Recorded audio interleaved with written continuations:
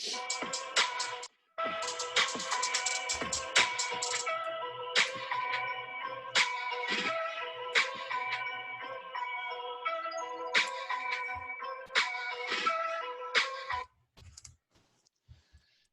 everyone, welcome to B&B's Football Happy Hour. We are back, we are bearded, and we are beautiful. I am Bobby. What's up, I'm Brian? Glad to be back for another good show. I think it's our 18th episode coming up, so another good one coming up. Another couple team preview here tonight, so we'll get it going on. Yep. We'll be covering the hometown, I guess, for us where we're at, Carolina Panthers. And we'll also be covering the LA Rams. But first, we're doing something a little different. We decided to go through NFL divisions and create a fantasy team, or I guess just the best players in the division, and create a fantasy roster with those. And this week, we're going to do the NFC and the AFC West divisions. I took one. Brian took one. So, Brian, why don't you start us out here? All right. How do you want to do it? Just give you everybody, or just start with quarterback and we'll just go down the list? Yeah, that works. All right. Well, as I guess I drew the AFC West, so this should be of no surprise. Not a whole lot to choose from besides Patrick Mahomes, so so no Drew Lock for you? No Drew Lock, no Derek Carr or Tyrod Taylor. Herbert or Taylor, yeah. So that was a pretty easy pick for me there. As far Best quarterback in the league. Yeah, as far as fantasy, especially in fantasy-wise, I mean, he throws the ball all over the field, and I don't know, like you said, he's one of the best quarterback in the league, so easy choice for me. Next. All right. Next for me, I guess we'll go, two running backs here. So my first running back, I had Josh Jacobs from the Raiders. I think we've talked about him before with Shane when he came on and discussed the Raiders. He's going to have another big year, I think. He had a big rookie season last year, 1,150 yards. He averaged about 15 fantasy points per game. So I think he'll probably put up the same numbers this year. So he was my first running back. Josh Jacobs also on my team for the AFC West. The thing with him is those injuries. I mean, he's going to get the rock, and he's going to get the amount of touches to make him a top scorer in fantasy. And he's going in the end of the first round, beginning of the second round in most mock drafts. Yeah. But for me, he keeps moving up 2 slots and moving down 2 spots in my rankings. With the injuries just scare me a little bit. And I got to try to decide where his production weighs with his injury risk and where I want to put him in my final rankings. Luckily, I have a couple more weeks to solidify that, but he's definitely one of the best.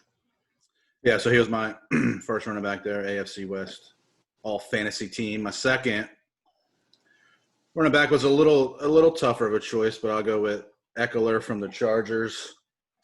Now they're going through sort of a QB transition, obviously, from Rivers to either, I guess, Tyrod Taylor or Justin Herbert. So I don't know if that'll hurt his stock a little bit. I don't think it will, but I don't know. You never know how that'll work out. No more Melvin Gordon, so Eckler seems to be the guy. They got Justin Jackson and Josh Kelly as his backup, so I'm not really worried about them. So he should be getting some touches. Like you said, he should be the focus there in the backfield for the LA Chargers. And he's a guy too. He's much more valuable in PPR formats. Oh yeah, in my mind. So I went Eckler here, assuming we're doing a PPR league. Right. So Eckler got my honorable mention here. All right. I went with Clyde Edwards-Helaire instead. Obviously, Patty Mahomes, Kansas City Chiefs for the quarterback. I'm going with the Chiefs running back as well. Now, I'm not sold with – a lot of folks are taking Edwards-Helaire at like 5th overall pick, and I'm not taking him there. His ceiling is incredibly high in that offense. But I worry, I think we talked about it before, being a rookie, and you never know how rookies are going to perform. And Andy Reid can make – I'm convinced he can make anyone a legitimate fantasy running back in the NFL. I mean, he took Damian Williams, who was a nobody for the Dolphins. I think he averaged like 3.5 yards a carry, brings him over, and he's a stud whenever he gets on the field. So, who's to say he's going to do that with Edwards-Helaire? Maybe he does it with DeAndre Washington or somebody else on the depth chart. So I'm not as high on him as most people are, but I do have him ranked higher than Eckler. So for me, I'm going CEH. Yeah, I had him in my, I guess, if we were to have a flex spot, I put him down there. Okay. I didn't want to pick all the Chiefs. I mean, I literally could have just – It's tough. I mean, I know. I wanted to switch it up. I probably could have just went all Chiefs. So I tried Eckler to is my go flex. out of the box a little bit. Yeah, so I put him down there. It was a toss-up. I mean, especially with Damian Williams opting out. So, I mean, that's a huge – if Damian Williams doesn't opt out, I mean, Helaire will probably still get picked in some leagues, but, I mean, he wouldn't be nearly as valuable. So we'll see what he does. I know Andy Reid said he's kind of like – he reminds him of Brian Westbrook, so I don't know. We'll see about that. But I think size-wise maybe, but we'll see about it on the field production-wise. So nowadays, everybody's great. You hear a coach talk about anybody on their team when we're wearing shorts and T-shirts. Everybody looks good. All right, so 2 receivers here. First guy, Tyreek Hill. Like I said, I probably could have just picked all the Chiefs, but I didn't want to get too crazy. So I think you kind of have to go Tyreek Hill. I mean, obviously – guy's probably the fastest guy in the NFL. I mean, so if you have him on your fantasy team, I mean, he's a threat to score touchdown every week pretty much. I mean, just with that speed. Every play, every week. Yeah. I mean, since 2016, he's had 17 touchdowns of over 50 yards. No other player even has 10. So yeah, he's the home run guy, and he's one of those guys you love having on your fantasy team. Get you those, whatever. If he gets a 60-yard touchdown pass, I mean, you're already in double digits for your week right there. So when you were looking that up, did you happen to note how many total touchdowns he has? I didn't see about his total. No, I just saw I wonder if he has more touchdowns of over 50 yards than under 50 yards. I don't know. Yeah, I didn't look at that. I just saw he had 17 over 50, and then it said in the last 4 years or 3 years. So nobody else even has over 10. So I mean, It's crazy. Yeah, he's putting up those big plays. So my second receiver, Keenan Allen, Chargers. He's another guy he's a guy who might get hurt with the quarterback transition this year. I don't know. Taylor and Herbert probably won't put up the same kind of numbers as Phillip Rivers. But I don't know. It's hard to leave Keenan Allen off. I mean, just with what he's done. Year in and year out, he's pretty reliable. He stays on the field. He's at 1,100 yards over the past 3 seasons each season. And he's one of those guys that kind of just, to me, he's one of the better route runners in the league, him and Devontae Adams. So I don't know. I like some Keenan Allen. I think he might have a little chip on his shoulder too, because I know something about him. He was tweeting some people about the rankings, and he was kind of lower than some other receivers out there. And he was right. He was tweeting that like Chris Godwin and some other Mike Evans and all them guys. So we'll see. I don't know. Maybe he'll go out there and he'll prove it this year or something like that. I don't know. But he was kind of hard to leave off my team. I get it. I did not go with Keenan Allen, although I am a Keenan Allen guy. I usually have him pretty high up my rankings, higher than most other people when fantasy season rolls around. He's not as high this year as he has been in the past for me. And I feel like his almost 1,200 yards last year. Was it like 1,196 or something like that? Yeah. He did it very quietly. I don't remember him like really jumping off the page too much last year. But for me, I went Cortland Sutton instead. I think Cortland with the Denver Broncos, he's going to be Drew Lock's go-to guy whenever they're going for a big play or, a third down. He's going to be he can make plays down the field, but he can also be a possession receiver for him. And he's a big target, which I think Drew Lock needs with his accuracy issues we've talked about before. So Cortland Sutton was the guy I went with over Keenan Allen. Now, Keenan Allen, him and Austin Eckler were my flex options. Those are my 2 guys in the flex that I was picking between. I would go Eckler between those 2, but Cortland Sutton is my receiver pick. Gotcha. Yeah, there's a lot of he had a big year last year, and then they got some other receivers over there. So we'll see. I think there's a lot a lot of balls to go around with Judy and Noah Fant and all those other guys. Hamler. Yeah, you got to think Fant's a second year tight end, and Judy and Hamler. I mean, they're running with the second team offense right now. But even if they make it the starting, the first string, Cortland's the only proven receiver, and he already has a year working with Locke under his belt. So yeah, good choice. All right, my tight end, Travis Kelce, another pretty easy pick. Although, I mean, when looking at it, though, I mean, the AFC West, they got some decent tight ends. I mean, they got Travis Kelce, Hunter Henry's pretty good. I mean, you got Darren Waller from the Raiders. So they got a few guys. They got a few guys. I mean, that'll be on everybody's fantasy team. But I mean, all four of those tight ends are top 10 tight ends. Yeah, I mean, I just can't. They have to be the only division. I mean, I haven't looked, but it has to be the only division where all four of their tight ends. Well, I guess Fant's probably not top 10, but they probably have the four highest ranking tight ends as a group in any division in football. So, yeah, it's just – but, I mean, Kelsey's arguably one of the – I guess he's probably one or two, I guess, in the league. So we'll see. Oh, yeah. And the NFC West that I did is the other one. Yeah. So now, did you do kicker and defense? Yeah. So I mean, I already said my flex guy was Edwards-Helaire. So right, Eckler for me. I did kicker defense. Kicker, I did McManus from Denver because I didn't have a Bronco, and he's from Philly and went to Temple, so that was my input on why I picked Brandon McManus. Didn't put a lot of thought into that. Besides, because kickers' lives don't matter. Yeah, I know he went to Temple, so I went with Harrison Butker from Kansas City. Again, Kansas City is all over this team, but they have, they're the best team in football. They're the reigning champions, and their offense is crazy. They're going to score over 30 points a game probably, and that gives Butker a whole lot of opportunities. Yeah, boring, but I had to throw in make that pick. Yeah, I had to throw in a Bronco. They're the only team not represented on my list, so I went with their kicker. What defense did you go with? Defense, I went Chargers. They drafted Kenneth Murray, who I know we've talked about a lot. He's a stud. They got Chris Harris Jr., Derwin James, Joey Bosa. They got a lot of young guys, and I think I don't know. I think they have the makings. Might be a top 10 fantasy defense. And I looked it up. They have the 9th easiest schedule in the NFL. So they got the schedule in their favor. They play in a tough division. I mean, you obviously got to play the Chiefs twice, but they got a lot of young guys on there, and I don't know. I think they can make some noise defensively, so I picked Chargers.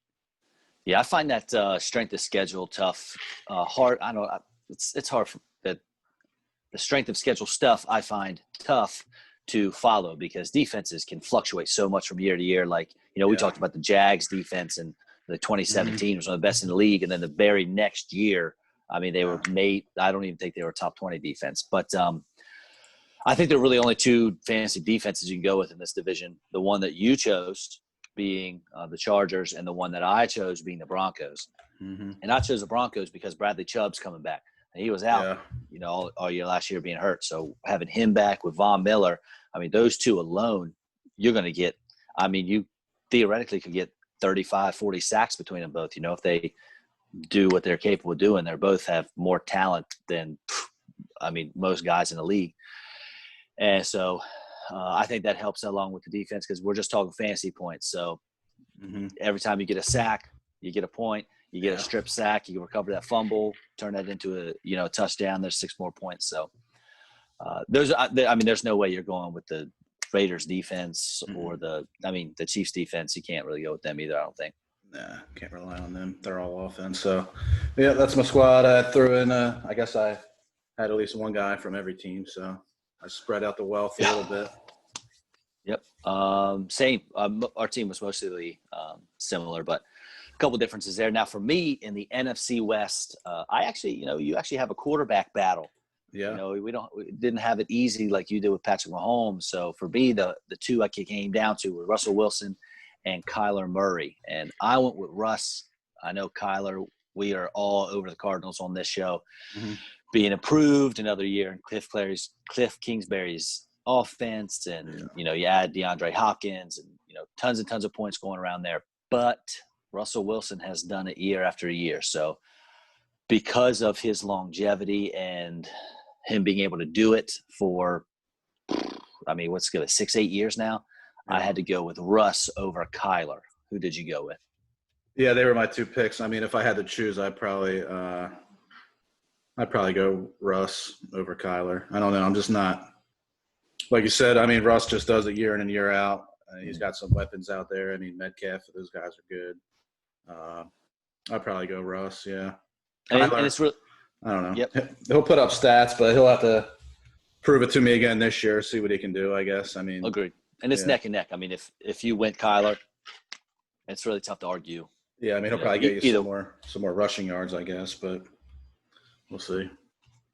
And plus, with Russell Wilson, they got Greg Olsen out there, tight end, who obviously he's old, but he can still perform. And especially down the red zone, he knows how to get open. He knows how to, run his routes and create just that little extra bit of separation that he needs. DK Metcalf, another year to improve. So Russ is my man. Yeah.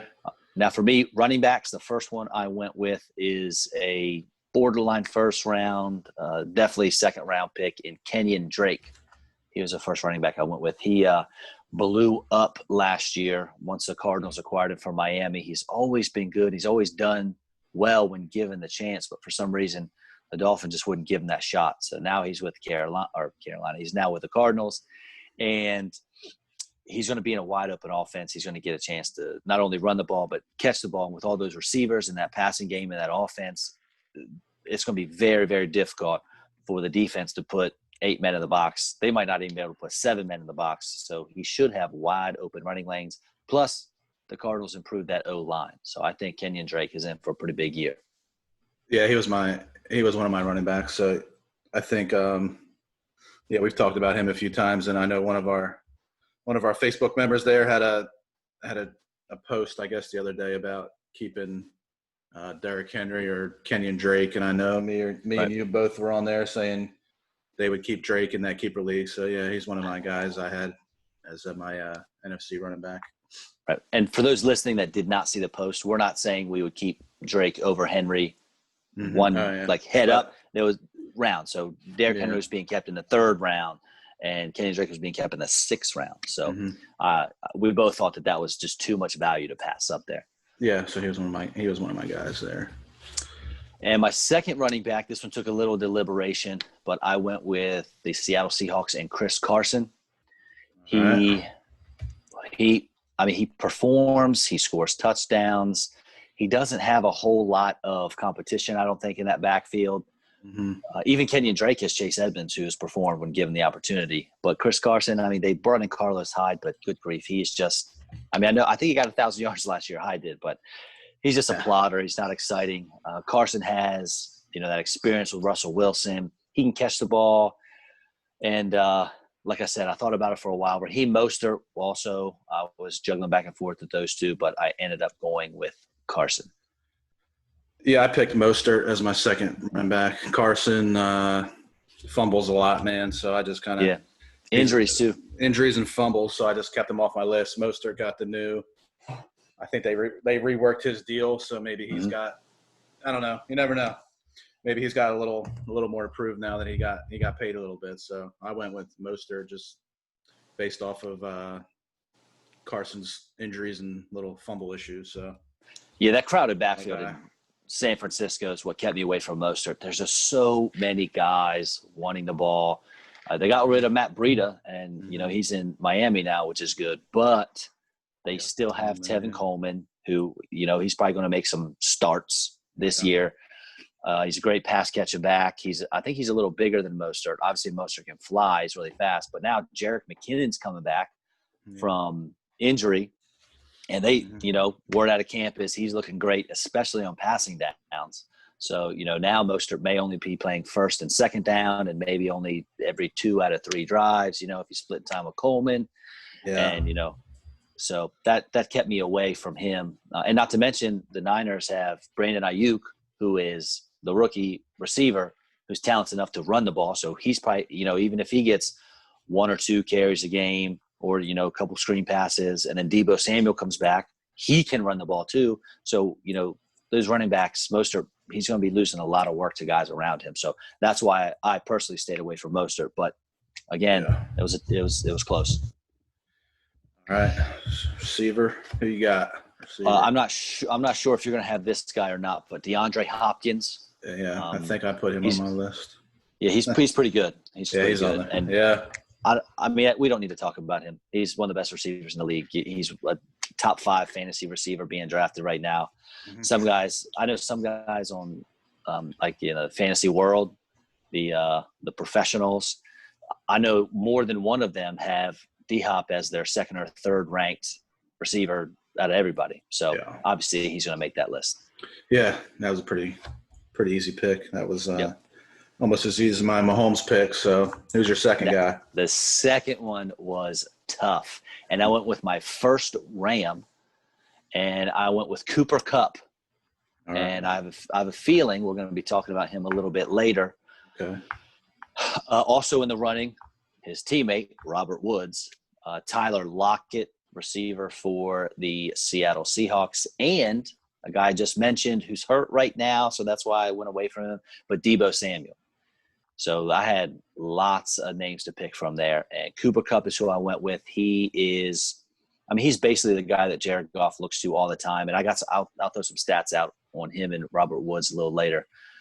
I don't want to drown you in those on the show, but they're almost the same player, Woods and Kupp, but Kupp seems to be Jared Goff's binky, where he goes when he absolutely needs a catch or when things break down, he's looking for Kupp. So, and plus last year Kupp scored double-digit touchdowns, and even if he loses 2 or 3 touchdowns, something like that, he's still up there 7-8 grabs in the end zone. So Cooper Kupp was my guy.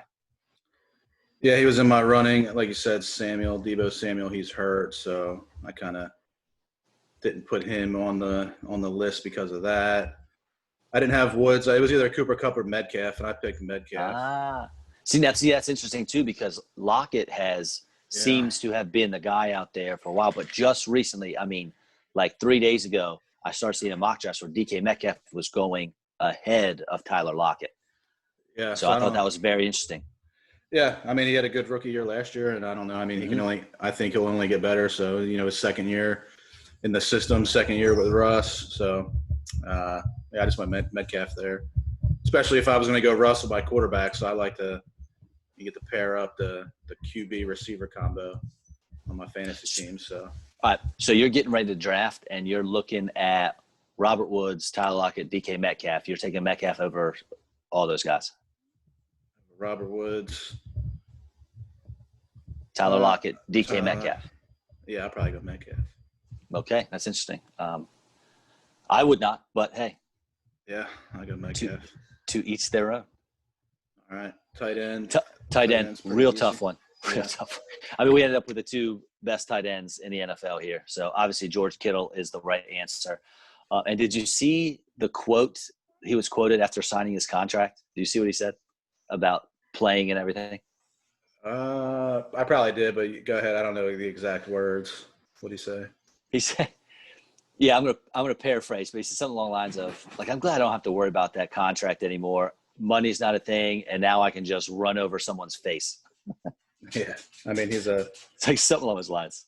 Yeah, he's another guy. Like he'll probably go to WWE when he's done in the NFL. Yeah, so he's intense, man. I mean, he's an intense guy. He does not shy away from contact and really tries to punish guys when they come. It's like he takes offense that they're trying to tackle him. Yeah. And he just wants to embarrass them. And, I mean, you got to love that. Is old school. That's awesome. Tough mentality. You got to love that. Yep. He was definitely my pick without much deliberation there. So pretty easy one. Pick Kittle. Gotcha. So my flex, I went with the receiver. So Hopkins and Kupp were my starting receivers. And I went with Lockett. And I took him in my opinion, he's the number 1 guy in Seattle. He's a deep threat, just like the other guy that you chose, DK Metcalf. He's obviously not as big as DK, but he also runs routes out of the slot. So they move him all over the formation, and they use him in a lot of different ways, makes him a little more versatile. So that is why I went with Tyler Lockett for my flex. Who'd you go with? Flex wise, yeah, I had Lockett, or I put Lockett or Deebo Samuel, I guess, as my flex guys. I mean, I know Samuel's hurt, but I mean, people are still going to pick him and kind of stash him. So Yeah. If Debo was not hurt, he definitely would have been my flex call. yeah, so I had those guys as my two guys, I guess, flex wise. All right, my kicker, I went with the team that I think will probably be the highest scoring offense in that division, because the more points you score, the more opportunities your kicker gets to be on the field. So Zane Gonzalez, the kicker from the Arizona Cardinals, is my guy.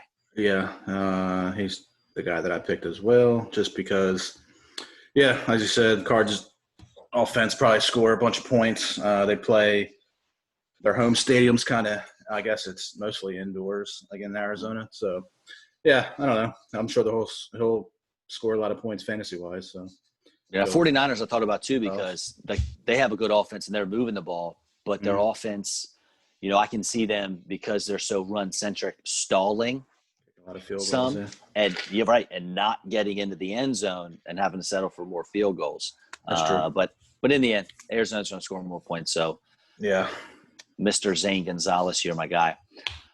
And you said you went with him as well, right? Yeah, he was my pick. Yep. Defense for me, the reigning NFC champs, 49ers. Got to go with that defense. They are nasty up front.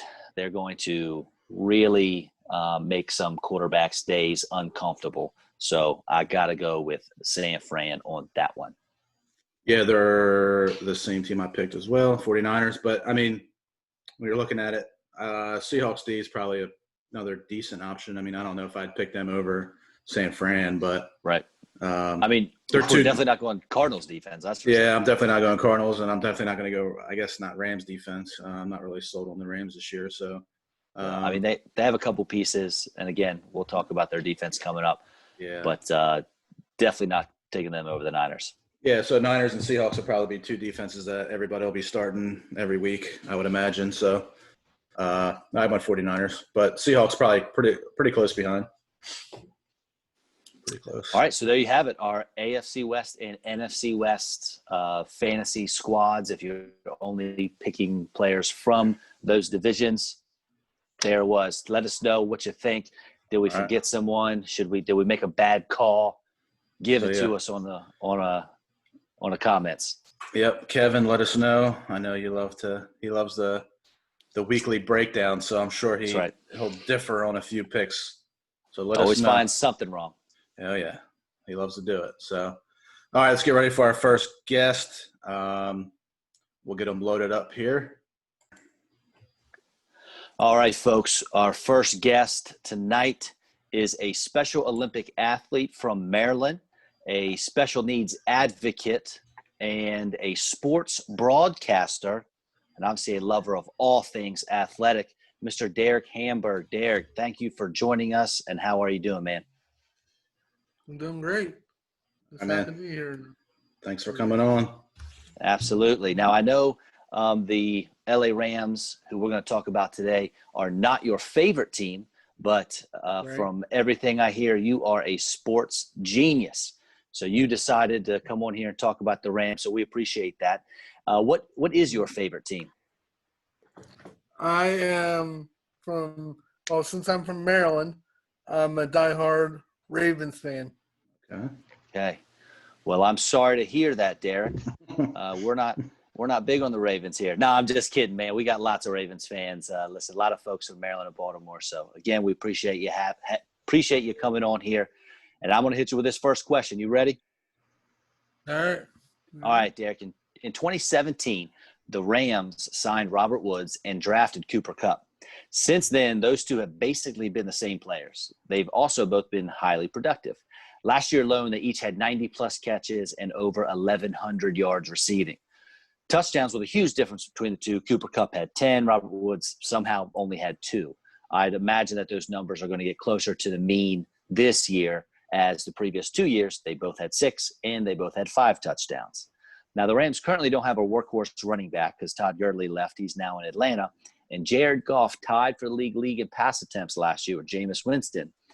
So the Rams also don't have a legitimate third wide receiver. I think Josh Reynolds is their third wide receiver right now, but he's not very exciting. So how do you see Kupp and Woods performing this year? Could they both go over 100 catches? Could they both go over 1,200 yards? Most people, I don't think of those two. They don't think those two wideouts are big-time receivers, but they might have the opportunity to be that this year. What do you think? Well, I guess we'll have to wait and see how the season goes, because there's players that they don't think can do very well might have a breakout season. So I guess we'll have to wait and see how they can do with their team. Now, the guy I mentioned, Josh Reynolds, you're not talking about him, are you? You think he's going to have a breakout season? No. Okay. I was talking about they drafted what's it called? That kid from Florida. He's pretty good, Van Jefferson. So he could be a second round. He was a second round pick, so he could be one of those guys to maybe take some balls away from those other two guys Bobby was talking about. Now, I have a little factoid here for both of you. Now, I talked about Robert Woods and Cooper Kupp maybe both having 100 catch seasons. Do either of you know how many times in NFL history a team has had two guys catch at least 100 balls? I'm not sure. Go ahead. Hit me with it. I don't know. Any guess, Derek? Not sure. 6 times in history. The 95 Lions did it with Brett Perriman and Herman Moore. The 2000 Broncos did it with Rod Smith and Ed McCaffrey. The 2005 Cardinals did it with Larry Fitzgerald and Anquan Bolden. The 2009 Colts had Reggie Wayne and tight end Dallas Clark. The 14 Broncos did it with Demaryius Thomas and Emmanuel Sanders. And then the 18 Steelers did it with Antonio Brown and Juju Smith-Schuster. So there's your little NFL fact and trivia question for the day. Yeah, I probably would have. If I had to guess, I probably would have went more than 6. But yeah, that's interesting stuff. Good stuff. All right, man. My first question here. Stay on the offensive side. So their main staple, Mr. Todd Gurley, from the Rams, he leaves and goes to the Falcons. So there's a big hole to fill in the backfield there in L.A. Now they have a few young guys. They got Darrell Henderson, who's a third-round pick in 2019. He didn't have any starts last year. He only averaged 3.8 yards a carry, so not super promising there. But this year, with the 52nd pick, they drafted Cam Akers from Florida State. He's looking like he'll probably be, I guess in my eyes, he's probably the first-string running back. So give me your thoughts on relying on such a young kid to kind of take over for Todd Gurley, who's been kind of the guy in that backfield for the last couple of years. So what are your thoughts on the Rams backfield this year? There's going to be some big shoes to fill because Todd Gurley is a great run back, and I think once the young guys can get a couple of a season or two under about, I think they can do pretty good. I think. Yeah, I mean, I think now Akers is a guy from Florida State. I mean, I know he had a big year last year. I think he averaged almost 5 yards a carry at Florida State. But again, I think it's just, like you said, I think it's going to take some time, especially with no preseason. So, I think that could be a little bit of a struggle for the Rams because they're kind of used to just relying on Gurley to be back there and, carrying the rock, even though he's been hurt. He's had his injuries and he's had his problems with his, I don't know, what is it, his knee or his lower legs or whatever like that. So, but I'm saying, yeah, I mean, Gurley's been a monster over the last couple of years, and just to replace him with a couple of young guys, I think might hurt them a little bit in the beginning of the year, especially. Definitely for me in fantasy, I can't make heads or tails of this backfield. I mean, Darrell Henderson, he's going to get a few touches for sure, probably just enough to make Cam Akers not worth his, 5th round ADP or 6th round ADP, wherever he's going to fantasy drafts. Akers is probably the most talented and probably going to end up with the nod, being the lead guy as the season goes on. Like you said, Derek, you're going to need some time to get that done. But I know from a fantasy standpoint, I think this is going to be a backfield that I want to avoid. Yeah, for sure. Sorry, Derek. The Rams defense was middle of the pack in just about every category last year. They were able to add Ashawn Robinson and Leonard Floyd in free agency, but they lost Eric Weddle, Dante Fowler, Corey Littleton, and Nikhil Roby-Coleman, and a few other folks. Outside of the defensive line and Jalen Ramsey, maybe Leonard Floyd, they don't really have anyone else lining up that you've really ever heard of. Are the Rams in for a long year, or can they put something together with the guys they have? Well, I think it might be kind of a long season for them because the players that they got will probably take some time. It's going to take a little bit of time to get used to their defense, I think. Yeah. With what defense they're running. Yeah, they lost some key pieces there, and I'm not sure that they did enough to fill those holes that they're going to have. Yeah, I'm not sold on the Rams this year. I mean, if you listen to a few of our other previous episodes, I think they're a 3 or 4 win team this year. I don't know. I think they're just going to be one of them teams that kind of just, I don't know, has one of those years that's just pretty bad. And like you said, they don't have a whole lot of talent there. I mean, there's just not a whole lot of names on that defense, and just too many questions relying on a lot of young guys. And Jared Goff, I mean, he had a good year 2 years ago, but last year he was kind of down, so it's kind of all depends on him. So my final question here is another guy I'm not too high on is their coach, Sean McVay. I think he gets way too much credit for what he's done so far in the league. It seems like any other coach in the NFL, they lose a couple games in a row, they're on the hot seat. But Sean McVay he'll go 3-13 this year, and they'll still think he's one of the top 5 best coaches in the league. I don't know. The media loves him, and I don't know why. But an interesting thing I found. I mean, McVay comes from the Redskins, who hasn't won in a few years. Obviously, they've been pretty down. Now he hires Kevin O'Connell, who was their former offensive coordinator, a guy that he's pretty familiar with. Now McVay has been calling the plays over there in LA for the past couple of years. He hires one of his buddies. I thought he could have hired maybe somebody with a little more experience to kind of help him, improve on the offense and kind of get that thing rolling again. So he kind of opts for one of his buddies and a comfort pick instead of some guys with experience. So give me your thoughts on Sean McVay. Do you think he is a good coach in the NFL? And what do you think about him maybe relinquishing that play calling duty in LA?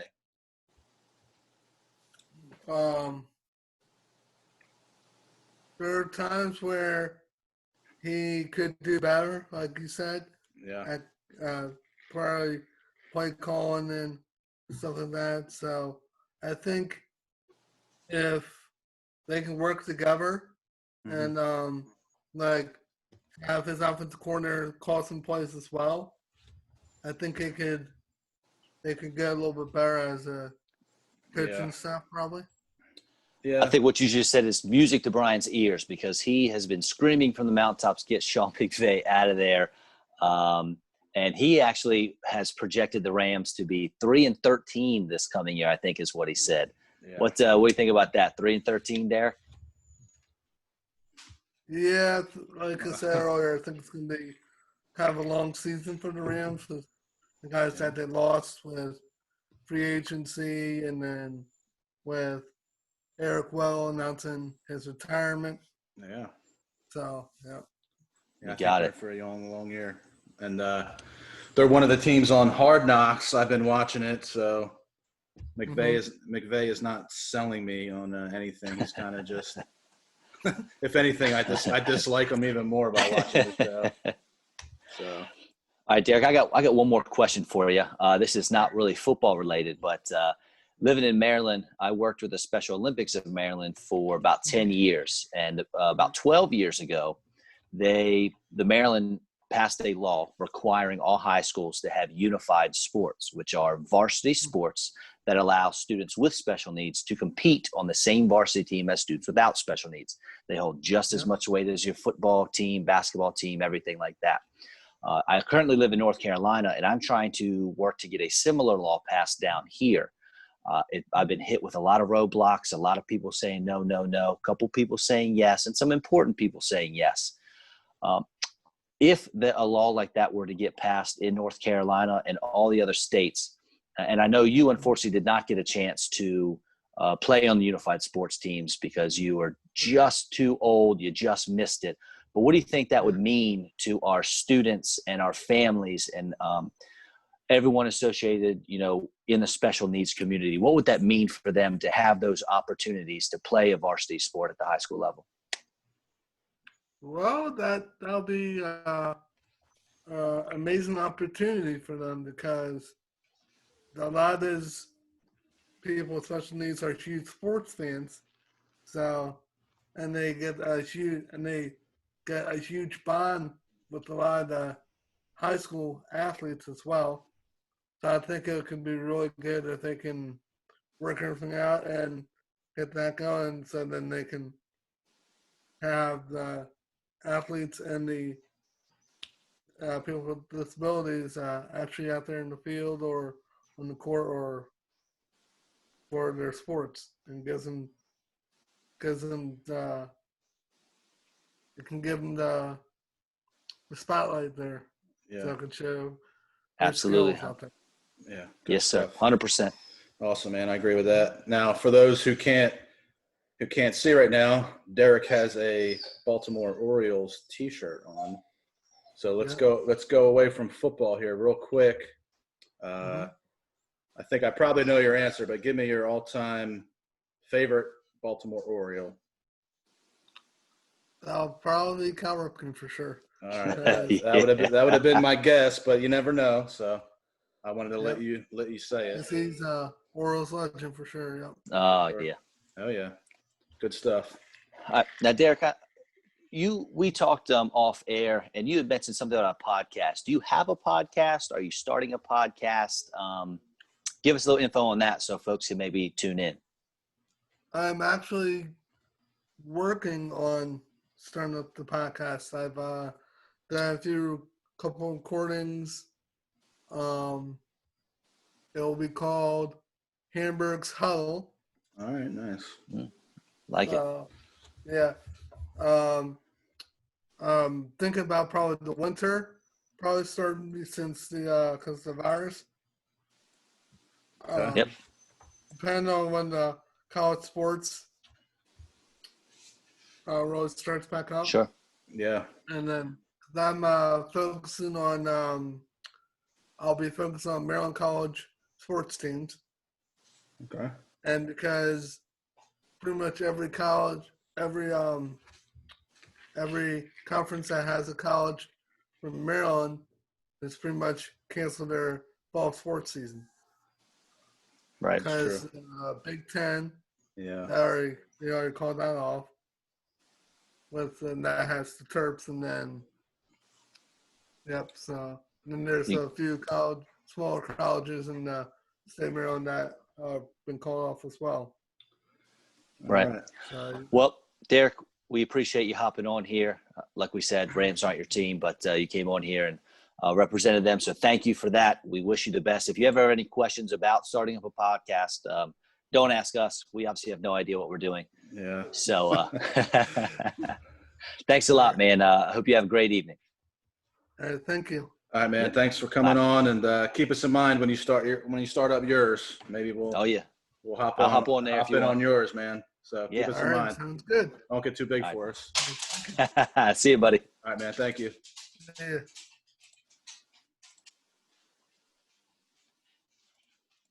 All right. Good stuff from Mr. Derek there. That's right. All right, we're here with our Carolina Panthers insider, Mr. Tony Dunn. He's a Greenville guy. Me, Bobby, and Tony all live in the same area. Now, Tony's pretty much involved pretty heavily with the Carolina Panthers world here, so we'll let him kind of tell you guys about that. So tell us where you're at, how you became a Panthers fan, and Why don't you tell everybody your podcast and your website? Yeah, my name's Tony Dunn. I'm the host of the C3 Panthers podcast. We're the longest running Panthers podcast out there because we are just a bunch of knuckleheads who will not stop talking about the team. Like we just started the podcast 7 years ago, and I think I've only missed 1 week in that 7 years, and that was just last week when I was on vacation. Wow. So yeah, I just was originally a New York Giants fan before the Panthers existed, just because my family's all from New York. So I felt like inclined, like I had to pick a New York team to follow. So I'm like a Rangers fan and all of this.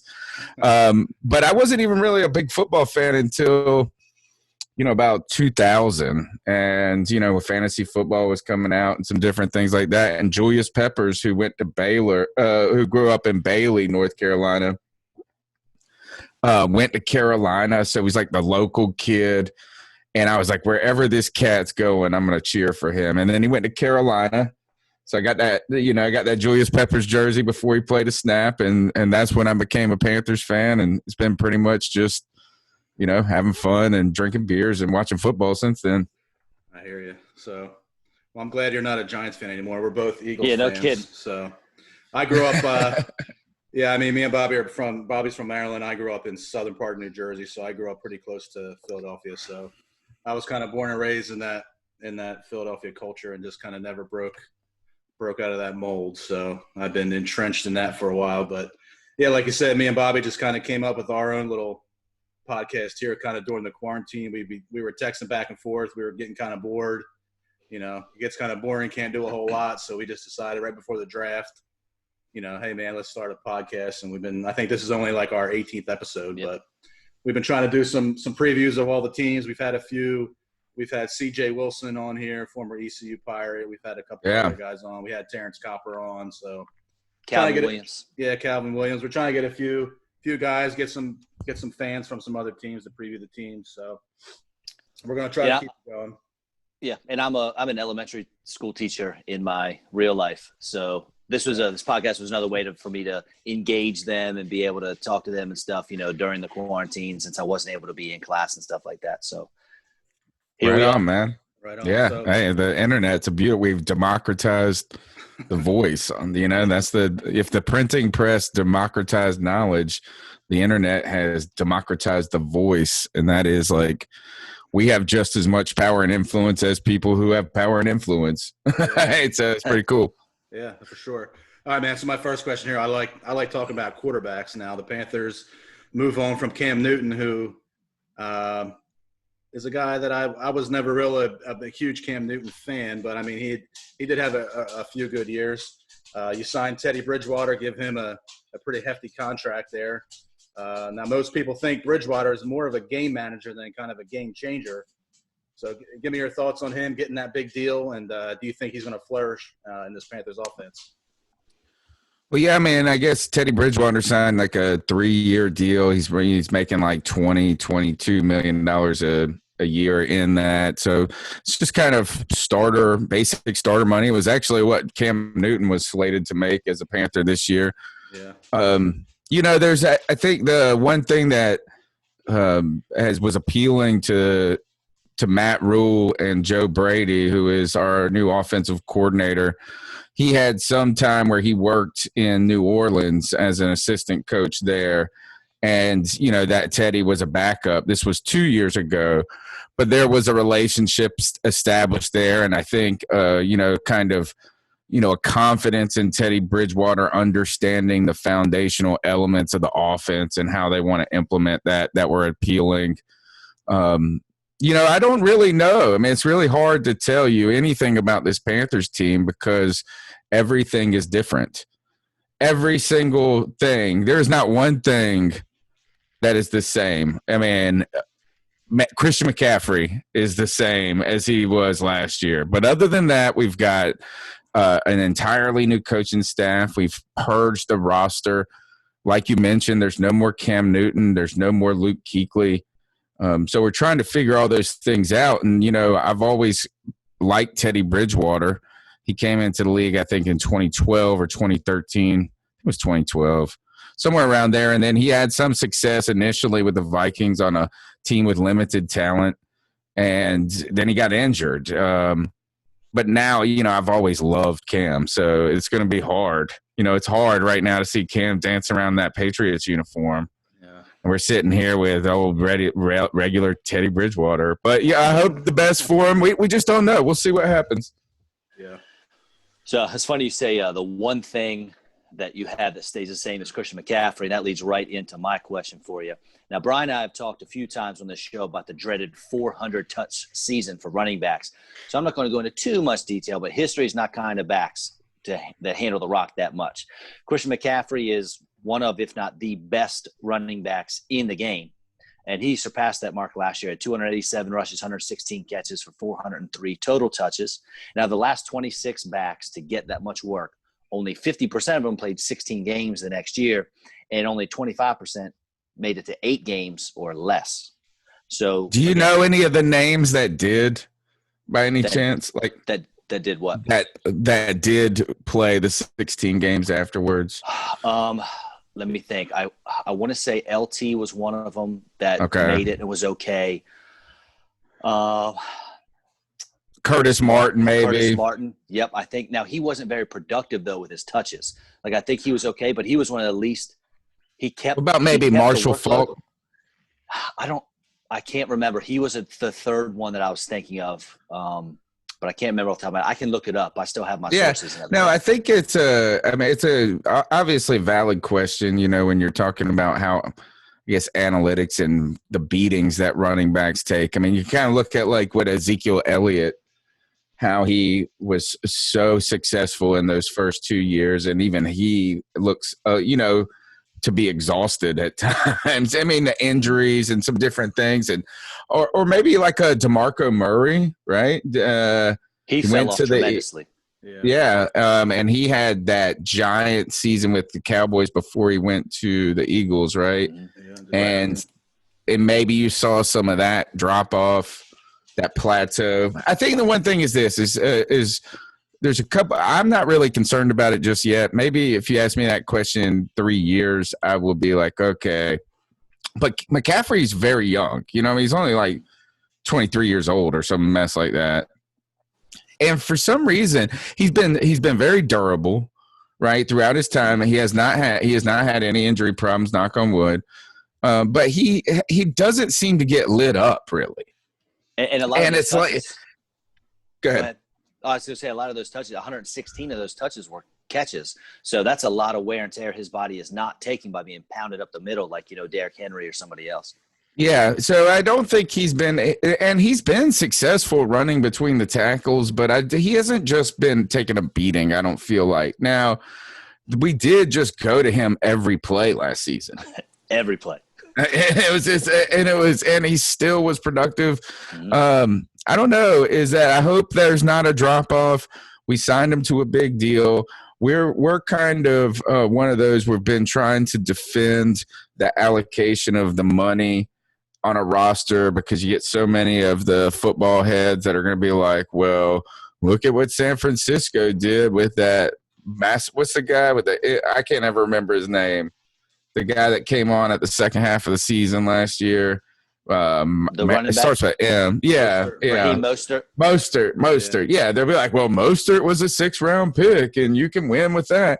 So the football heads will always tell you that the running back is, you can get away with these steals on the back end. But some guys are transcendental, and I don't look at Christian McCaffrey as a running back. I look at him as like just a weapon, and he's probably going to be transitioning to a wide receiver later in his career. Anyway, I could see him being a slot receiver down the road, like an Edelman type player in 10 years. So we're just hoping that we've been trying to support the contract and the allocation and saying, well, Christian McCaffrey's a little bit different than most running backs. But I don't know if we're just, kind of wishing in one hand. Yeah. Well, he's one of the best. So, yeah, he's a good good problem to have there. He reminds me of the Philly quarterback, the running back who was so great with McNabb, Westbrook. Brian Westbrook. Yeah. And Westbrook held up for a while. I felt like he was productive for like 6 years, man. Yeah, he had a few good years. Yep. So my second topic here, you already talked about it. You said you guys got a new coaching staff. You bring in Matt Rule from Baylor, Joe Brady from LSU, who had that crazy year in college last year. But this year is like none other, man, with the whole, virtual learning and, no preseason. So, how steep do you think the learning curve will be for Matt Rule and his staff, jumping in from college and competing in the NFL, especially in your division? I mean, with Tom Brady going to the Bucks and, Drew Brees there in the Saints, it's a stacked division. So, how tough you think it's going to be for him? I think that's the $64,000 question when every coach who's been exciting in college comes to the pros, right? In this one hand, we've get this group of people where we're tired of the recycled coaches throughout the NFL and these assistants that seemingly are promoted out of nowhere because they have got the right football ties or whatever. So that's annoying on one hand. And on the other hand, we want all this new talent and stuff, but it really, there's been limited success at times with some of those guys coming in the league. Maybe we've inflated that too much. I'm the type of person, we have never drafted a good wide receiver from USC. So I'm like, man, don't ever draft a guy from from Southern California. Yeah. Obviously, you don't want to be, handcuffed by superstition, right? So we don't want to just say a college coach is not going to be successful because other guys haven't been. Yeah. So there's an excitement with Matt Rule. There's an excitement with Joe Brady, the young, unknown, the wild card factor. But, yeah, I do expect a giant learning curve even on a normal season, right, is that, you can only be so much of a genie in a bottle when it comes to the NFL. You have to have talent. You have to have experience. And coaching staffs might be able to get better throughout the season, but to think that Matt Rule is going to be the best Matt Rule in year one is foolish and naive to a certain degree. So I expect that. And then you add the COVID. I'm so tired of the COVID, right? But, yeah, what do you know is that, we don't even know if they're going to – what happens if they have to postpone games? I looked at the baseball schedule, guys, and I don't know. I haven't checked it. It's been 4 or 5 days. I've been telling the same story for the last 4 or 5 days to anybody who will listen. But, the Cardinals have only played 5 games. Yeah. And the get out of the Cubs but the Cubs have played 20. So, we don't know what it's going to look like. So, I guess I do expect a learning curve. You hope that we made the right hires. But if there's a good year to suck, it's this year. Well, I hope he does better for you than Chip Kelly did for Philly. Yeah. That's what it's kind of like the bad example of what. Yep. Yeah. Yep. What Rule could be, is that they both come in touting analytics. But right? Rule doesn't seem as self-absorbed and arrogant as Chip Kelly. Yeah.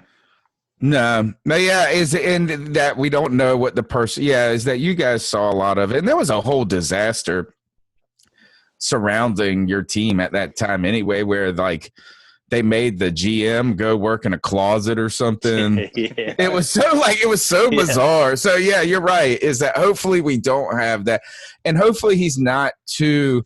I think Chip Kelly thought he was smarter than everybody, and that is I can read this chart and better than anybody, and that so you have to have a blend. You gotta have that analytics, that kind of the idea of we want to be progressive, we want to be cutting edge, we want to be getting an advantage everywhere we can, but also knowing that punching dudes in the mouth on the football field also wins football games. All right, man. So speaking of punching dudes in the mouth, I'm gonna flip sides here and talk about the defense. Your passing defense wasn't bad last year, 13th in yards given up, 8th in touchdowns given up. But I think it's because no one really had to pass against you. That's the truth.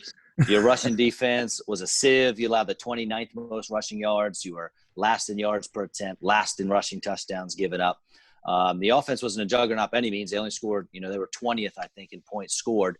So teams, they weren't fighting to get leads and things like that. They were getting a lead and then just running the ball at will, run the clock out and things like that. So it's not a very good combination for success there in Charlotte. You lost Eric Reed, who, you mentioned him before, but would be future Hall of Famer Luke Kuechly. But you drafted Derek Brown, who outside of Chase Young could be argued as the best defensive player in the entire draft. You got Yetur Gross-Matos. You got safety Jeremy Chin. I mean, I thought you guys killed it, and I'm pretty sure that every one of your draft picks was a defensive player.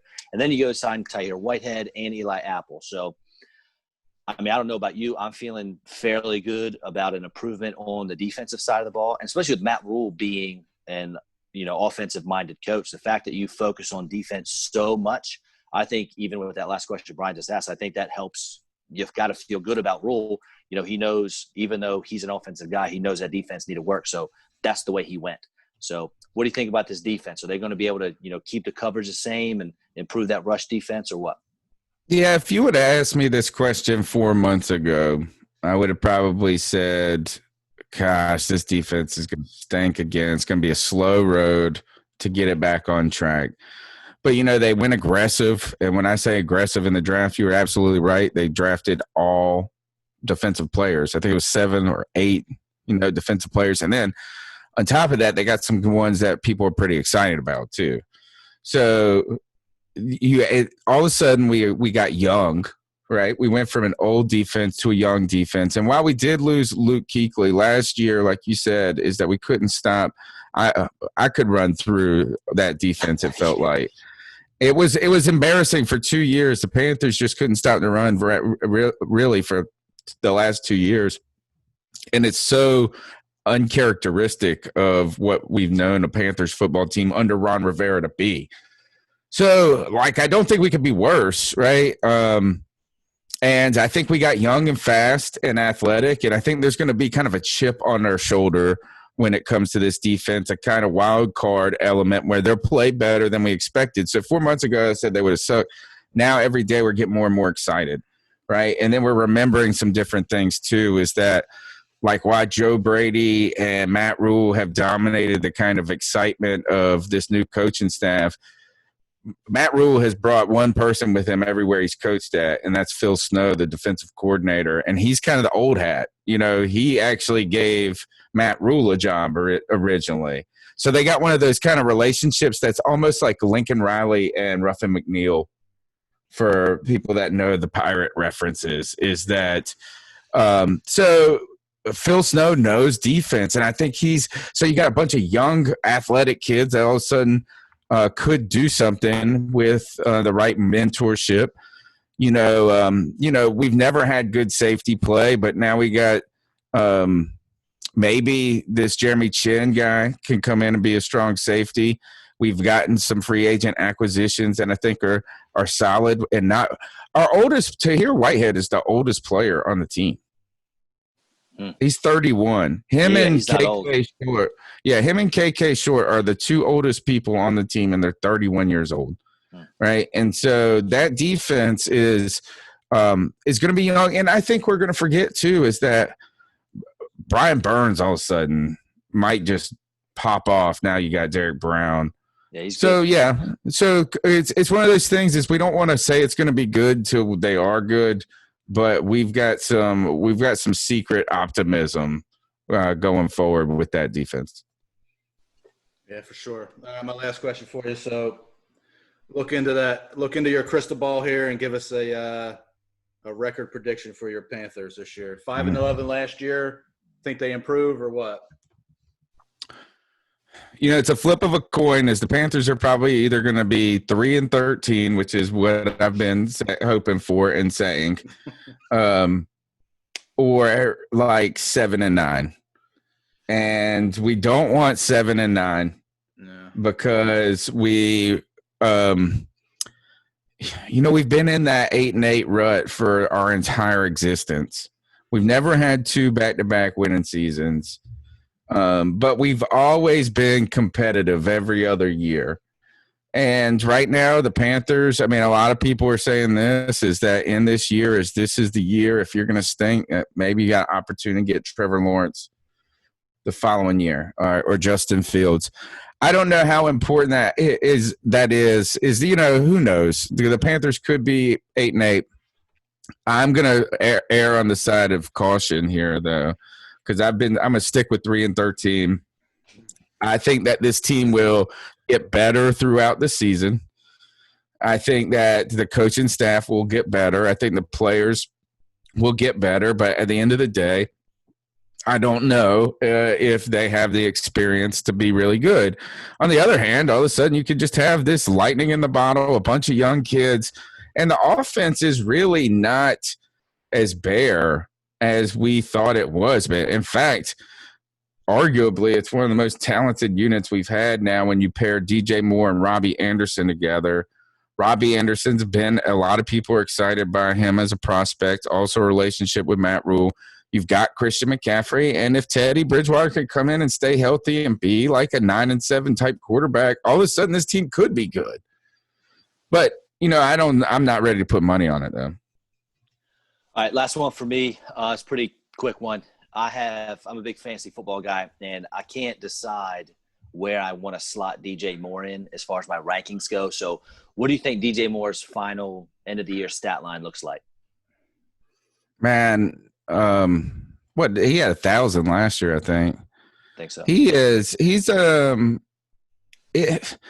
It's one of those things is who knows, and I know that I've been ducking every question, but I don't really know what to tell you about this team because I don't even really know what the offensive coordinator is going to be like. Is he going to be like focusing on ball distribution so much? But in the past 2 years, it's just been the DJ Moore show because we've had a one-read quarterback. Kyle Allen would just go straight to his number one read, so the play was designed for him to be Christian McCaffrey and DJ Moore.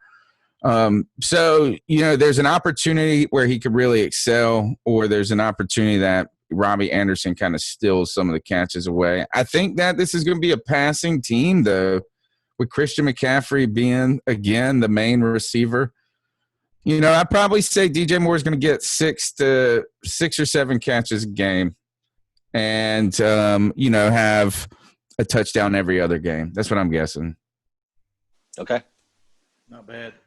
All right, man. We appreciate you taking some time and coming on, talking some Carolina Panthers. So, yeah. Yep, thanks a lot. Appreciate that, brother. And maybe we'll have you back on during the year if your schedule's clear. So just let us know, man. Thanks for coming on. Just remind everybody we're live on YouTube, 9 o'clock on Tuesday nights. And you can find us on iTunes, TuneIn, Stitcher. It's called the C3 Panthers Podcast, and just come out. We're just trying to have a football community driven by fans, man. All right, cool. We'll post. We're going to post our stuff tomorrow, and we'll link up your podcast deal there and make sure some people follow you there. So, all right, man. All right, man. Thanks a lot, man. Have a good one. Have a good one, man. You too. All right, good stuff from our Panthers guy there, local fellow podcaster. Oh yeah, Tony Dunn. Good stuff. Kind of yep, definitely. He's kind of up in the air on a lot of stuff there, Panthers wise. But right. Like he said though, I mean they got a lot of new pieces there, so it's a lot of questions. Not the same Panthers team besides Christian McCaffrey. So like he said, it could be. I don't know if I would go. I might be a little higher on him or on the Panthers than he is. I mean, I don't know. Yeah. 3-13. I mean, they were 5-11 last year. I know the division's super tough, but I could see 5-11, 6-10, something like that. Yeah, I could see 5 or 6 wins. I don't know. I guess he's just keeping it honest with the 3-13. So right. Good stuff. All right, I know we got to be at or over an hour by now, so don't want to keep our listeners hanging on too long. But thank you all so much for tuning in. As always, our beats are provided by Dunson. I'm not sure how many members we have now. I know we're at pushing 850. Yeah, I think it's like 836, 837. Okay. So let's try to make a push this week. Yeah, invite some folks, invite some friends, get them on here. Well, let's help build this up. Build it up, and go ahead. And any comments, any questions, obviously put them out there on the site. If you got a fantasy question you want us to answer on the show, shoot Brian or I a message, and we'll be happy to get to that. Yeah, we've had some good stuff. We had a good post from a member earlier this week. Oh, yeah. We Yep. touched on that earlier, but yeah, still have I think we got, I don't know, 10 t-shirts left maybe. So anybody wants one of those, message one of us as well. We'll ship them out to you. So, all right, another good week. We'll get this posted up for you, and let us know how we did. Give us your thoughts on our fantasy teams earlier. So we'll be happy to go back and forth with you on that on Facebook. So talk to you next week. Yeah, folks. See you in a week. All right, man. Take it easy.